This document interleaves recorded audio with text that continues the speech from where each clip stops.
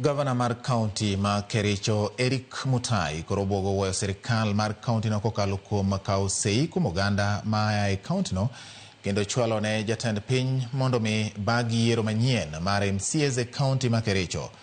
Kowuoyo gi jofwamb weche tich adek e apisi mare kama oseyo spika mar kaunti no Erick Mutai mowacho ni ema chwalo nyinge ne duol makedo kod mibadhi e pacho ka EACC mondo timne nonro.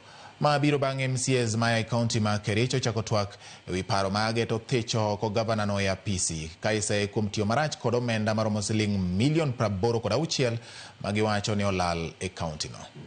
Signatures were collected, MCAs were forced to sign. Those who does not sign have been dewiffed from their committees.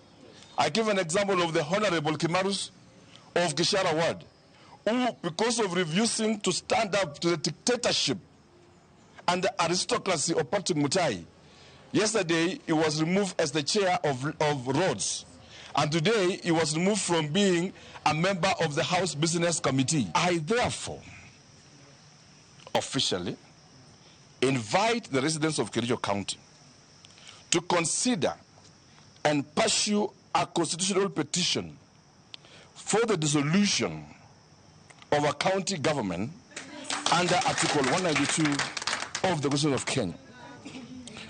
Let us no longer be just to function. Tomorrow, we will begin collecting signatures across the county to dissolve the county and petition the president to petition the county government of Kericho, and then we go back for fresh elections and let the people decide. We will not continue like this. We will not be hostile.